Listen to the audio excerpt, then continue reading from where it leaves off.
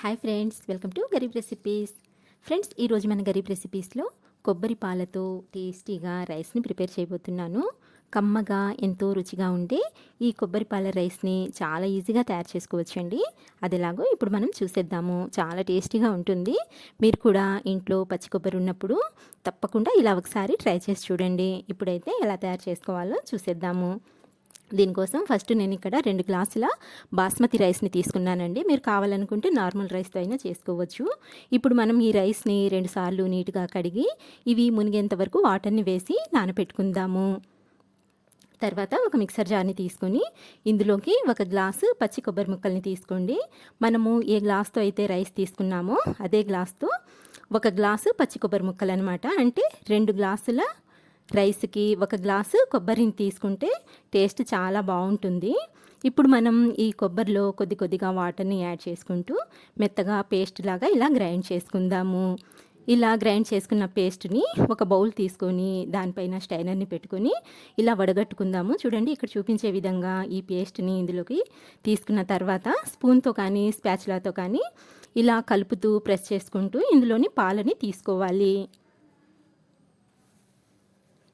ఇక్కడ చూడండి, పాలు అనేవి ఎంత సపరేట్గా వచ్చేసాయో.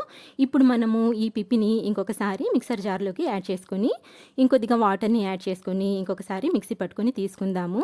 సేమ్ ఇలాగే 3 సార్లు చేసుకున్నట్లయితే ఇందులోని పాలు అనేవి మనకు చక్కగా వచ్చేస్తాయండి. ఇక్కడ చూడండి, ఈ పిప్పి అనేది ఇలా సపరేట్ అయిపోతుంది. ఇందులో ఏమాత్రం పాలు ఉండవు. ఇలా తీసేసిన ఈ పిప్పిని పక్కన పెట్టేసుకోండి. ఇక్కడ మనకు పాలు అనేవి రెడీ అయిపోయినాయి. ఈ పాలని పక్కన పెట్టుకొని స్టవ్ ఆన్ చేసుకొని ఒక గిన్నె పెట్టుకుందాము. ఇప్పుడు ఇందులోకి 4 టేబుల్ స్పూన్ల వరకు ఆయిల్ని వేసి వేడి చేసుకుందాము. ఆయిల్ వేడైన తర్వాత ఇందులోకి 2 చిన్న సైజు బిర్యానీ ఆకుల్ని యాడ్ చేసుకోండి. నెక్స్ట్ వచ్చేసి 4 లవంగాలు, అంగుళం దాల్చిన చెక్క, 1 యాలకని వేసుకోండి. ఇందులో ఎక్కువ స్పైసెస్ వేయకూడదండి, జస్ట్ లైట్గా వేసుకుంటే సరిపోతుంది. తర్వాత వచ్చేసి 2 మీడియం సైజు ఉల్లిపాయలని కూడా ఇలా నిలువుగా కట్ చేసుకొని యాడ్ చేసుకోండి. తర్వాత ఒక 4-5 పచ్చిమిరపకాయలని కూడా ఇలా సన్నగా కట్ చేసుకొని యాడ్ చేసుకోండి.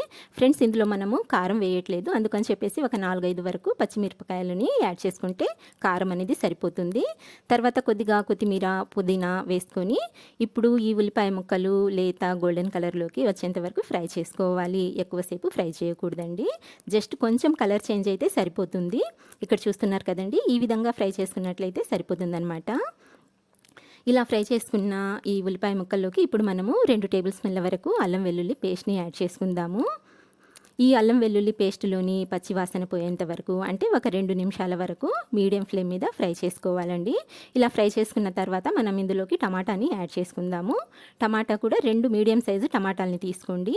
వీటిని జస్ట్ ఒక 2 నిమిషాల వరకు ఇలా మగ్గించుకుంటే సరిపోతుందనమాట.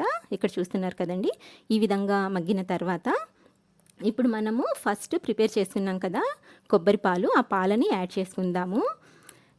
మనం ఇక్కడ 2 గ్లాసుల రైస్ తీసుకున్నాం కాబట్టి 3 గ్లాసుల ఈ కొబ్బరి పాలని యాడ్ చేసుకోవాలి. నేను తీసిన పాలు నాకు కరెక్ట్గా 3 గ్లాసులు వచ్చాయండి. ఒకవేళ మీకు కొంచెం తగ్గినట్టు అనిపిస్తే మిగతా వాటర్నైనా యాడ్ చేసుకోవచ్చు. ఇలా పాలని యాడ్ చేసుకొని ఒకసారి బాగా కలుపుకొని ఈ పాలని బాగా మరిగించుకోవాలి, అంటే ఎసరిని బాగా మరిగించుకోవాలన్నమాట.